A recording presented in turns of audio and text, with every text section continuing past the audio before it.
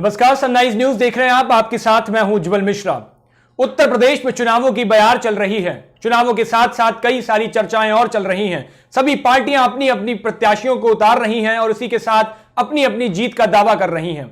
आज हम एक रिसर्च लेकर के आए हैं। पिछले चुनावों से जो सबक ये मिली कि युवाओं के लिए कितना मायने रखता है ये उत्तर प्रदेश, और उत्तर प्रदेश में युवा कितने जरूरी हैं। और उसी के साथ इस कड़ी को जोड़ेंगे कि इन दलों ने, पार्टियों ने कब कब युवाओं को जब ध्यान में रखा तो कितनी सीट्स पर गई, और जब इन्होंने युवाओं से नजरें भटकाई तो कहां हालत हो गई। इसकी आज पूरी चर्चा होगी उत्तर प्रदेश के अंदर, क्योंकि उत्तर प्रदेश में यहां की गद्दी पर वही मुख्यमंत्री बैठता है जो युवाओं को लेकर के चलता है, युवाओं की बात करता है।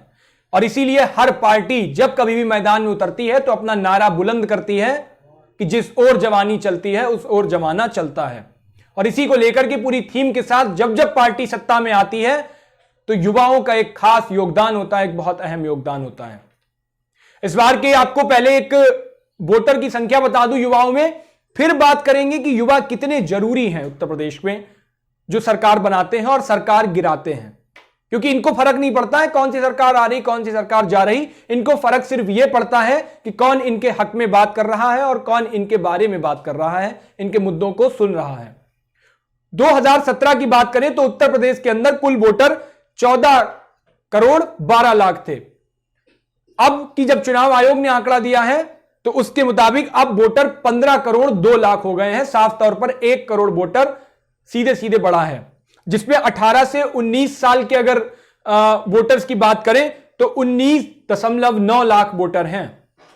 यानी 19,09,000 कुछ वोटर सिर्फ 18 से 19 साल के बीच है उत्तर प्रदेश के अंदर। और 18 से 30 साल की उम्र के युवाओं की बात करें तो वो 3.89 करोड़ वोटर्स अभी भी उत्तर प्रदेश में इस बार के विधानसभा चुनाव में अहम भूमिका निभाएगा। और 18 से 40 वर्ष की उम्र की बात कर लें वोटर्स की तो वो 7.50 करोड़ यानी 7 करोड़ 50 लाख वोटर भूमिका निभाएगा। अब ये मुट्ठी भर जो 18 से 19 साल के लड़के हैं, ये पूरी दशा और दिशा उत्तर प्रदेश की राजनीति की तय कर देते हैं। क्योंकि 18 से 19 और साफ तौर पर थोड़ा और बड़ा सा आंकड़ा लें तो 18 से 30 साल वालों के जो 26% वोटर है वो उत्तर प्रदेश के अंदर, वही वोटर निर्णायक होता है और वो अहम होता है किसी भी पार्टी को उठाने और गिराने के लिए।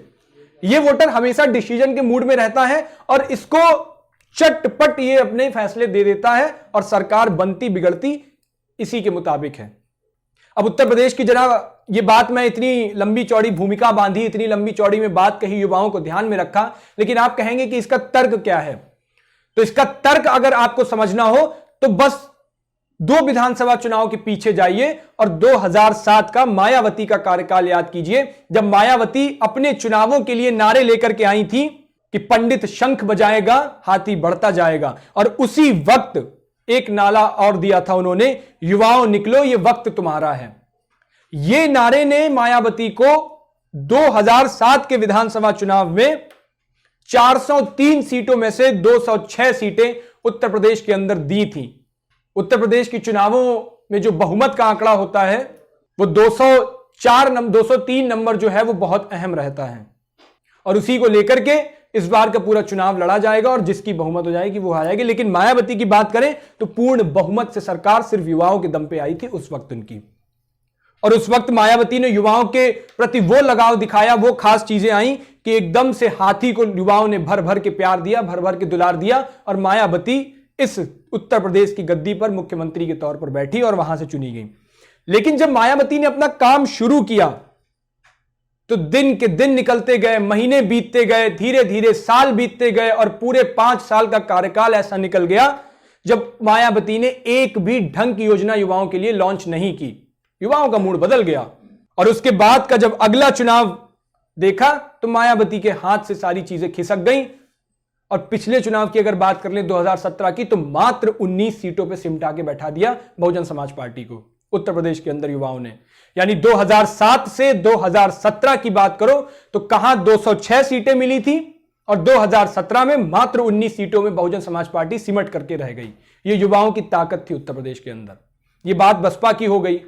अब युवाओं ने जब बसपा का डोर डगमगाया, वहां से मामला हटा तो अखिलेश यादव ने वो मौका भुनाया, सत्ता भुनाई, और अखिलेश यादव इस प्रचार प्रसार के साथ निकले अपने को चेहरा बना करके कि उत्तर प्रदेश को अब एक नया चेहरा मिल रहा है, और युवा चेहरा खास तौर पर।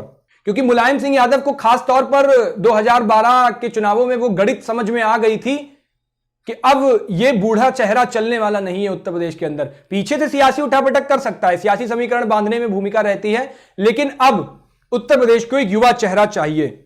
और तब उत्तर प्रदेश में 18 से 30 साल के वोटर लगभग 3.8 करोड़ थे, यानी 3,08,000 वोटर उत्तर प्रदेश के अंदर युवा था, जो एक निर्णायक भूमिका तब भी अदा करता था।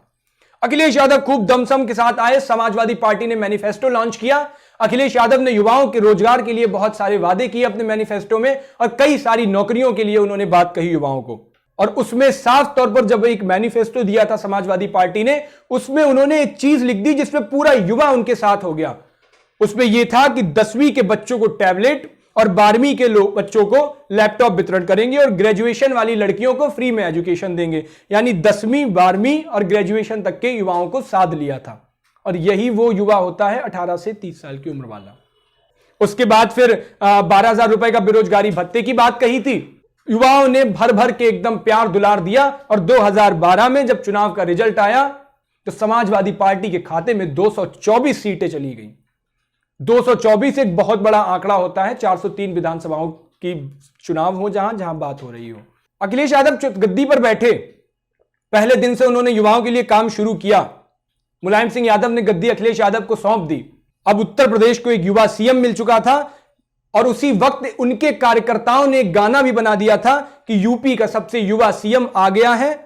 लेकिन अखिलेश यादव जब गद्दी पर बैठे तो उन्होंने अपने बूढ़े बाप से भी कम काम किया, यानी उनके काम को और कमजोर कर दिया। अखिलेश यादव ने अपने कार्यकाल में लैपटॉप इतने बांटे कि आज वो उंगलियों पर गिने जा सकते हैं कितने बच्चों को मिले। जबकि बात सभी 12th वालों को लिए लैपटॉप कहा था, 10th के लिए टैबलेट कहा था, और ग्रेजुएशन के लिए फ्री एजुकेशन कही थी।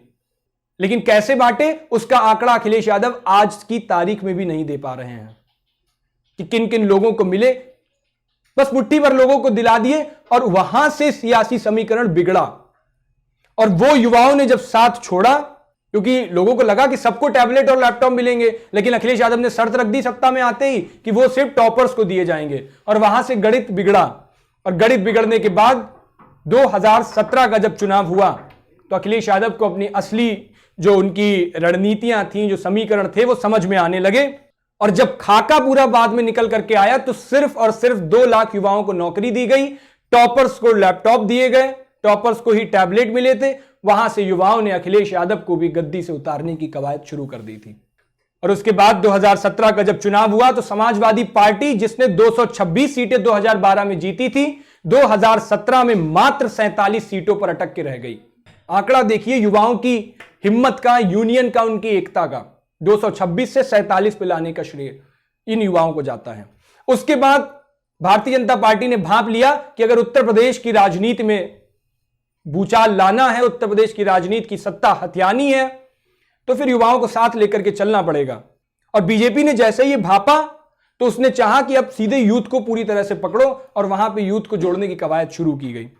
2 नारे दिए गए बड़े बड़े कि यूथ जिताएगा बूथ, और एक यूथ एक बूथ 5 यूथ, यानी हर बूथ बूथ पे चुनाव। आज भी भारतीय जनता पार्टी यही रणनीति अपना रही है, जिसमें वो पन्ना प्रमुख तक को इतनी पावर दिए हुए हैं।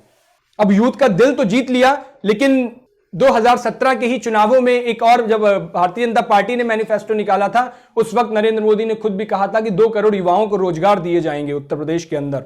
अमित शाह ने वो लाइन और लंबी बड़ी कर दी थी और कहा था कि अगर चुनाव जीता तो रोजगार के साथ साथ बेरोजगारी भत्ते भी दिए जाएंगे, रोजगार भी लोगों को दिए जाएगा, और नौकरी मुहैया कराई जाएंगी, सरकारी नौकरियों की बात कही। युवाओं ने खूब भर भर के प्यार दिया, और भारतीय जनता पार्टी की 2017 में सरकार आई। 403 में 312 सीटें जीत कर पहुंची, यानी सारे रिकॉर्ड बसपा का और समाजवादी पार्टी दोनों का ही रिकॉर्ड तोड़ दिया। और 2017 में जो प्रचंड शब्द का इस्तेमाल किया गया था, उस शब्द का इस्तेमाल उत्तर प्रदेश की राजनीति में भारतीय जनता पार्टी के लिए गया, क्योंकि युवाओं ने उसका साथ दिया।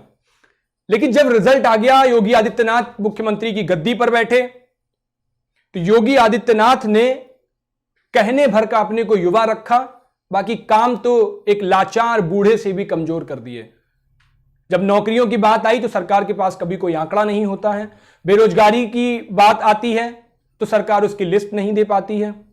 ऐसे तमाम काफी सारे आप आरटीआई जो डाली गई उनको पढ़िए, साफ तौर पर निकल। एक युवा संगठन है युवा हल्ला बोल, बहुत तेजी से उत्तर प्रदेश, बिहार, राजस्थान की राजनीति में युवाओं के लिए काम कर रहा है, युवाओं के लिए खड़ा होता है। पिछले ही हफ्ते हमने उसका इंटरव्यू भी किया था, उसी के जो वर्किंग प्रेसिडेंट थे गोविंद मिश्रा, उनका इंटरव्यू हमने किया था, तो आप उसको भी देख सकते हो। वहां से उस युवा हल्ला बोल से कई सारी चीजें निकल करके आई कि जब उस संगठन ने एक आरटीआई डाली तो सरकार के पास जवाब नहीं आया कि कितने रोजगार और कितनी नौकरियां हमने पिछले 5 साल में दी हैं।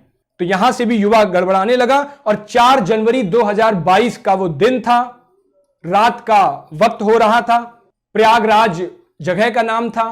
रात के 12 बजे युवा आ गए, 8 से 12 का वो वक्त था। कई सारे युवा अपनी खिड़कियों बालकनियों पर आ गए और एक तेज आवाज सुनाई दी थाली और चम्मच पीटने की। लोग शंख बजा रहे थे, ताली बजा रहे थे। ये ठीक वैसा ही था जैसे प्रधानमंत्री ने कोरोना वॉरियर्स के लिए बजवाई थी। ये बेरोजगार युवा भी उस वक्त आ गए और खूब तेज तेज बजाने लगे, जिससे सरकार की नींद जागे, सरकार की नींद टूटे। और वो जो गजब का भूचाल आया वो मुद्दा था बेरोजगारी का मुद्दा, जिस पर युवा एकजुट हुआ था। अब सैकड़ों युवा अपना रोजगार मांग रहे हैं। उत्तर प्रदेश की कई सड़कों पर निकले, फिर चाहे वो प्रयागराज हो, लखनऊ हो, कानपुर हो, आज भी रैलियां निकल रही हैं वहां से और युवा अपने हक की बात मांग रहे हैं। लेकिन ये फिर आप अगर पिछले आंकड़ों पर नजर डालिए तो जब जब सरकारें आई प्रचंड बहुमत के साथ आई, पूर्ण बहुमत के साथ आई, युवाओं के दम पे आई, लेकिन अगले ही चुनावों में युवाओं ने उसकी असली हकीकत, असली औकात जो होती है वो दिखा दी इन सरकारों को। और इसीलिए उत्तर प्रदेश के अंदर युवाओं की क्या भूमिका है ये आप तय करिए कि अभी पिछले ही दिनों से युवा अपना रोजगार के मुद्दों पर सड़क पर रैलियां निकालने लगे हैं, अपने हक की बात कर रहे हैं।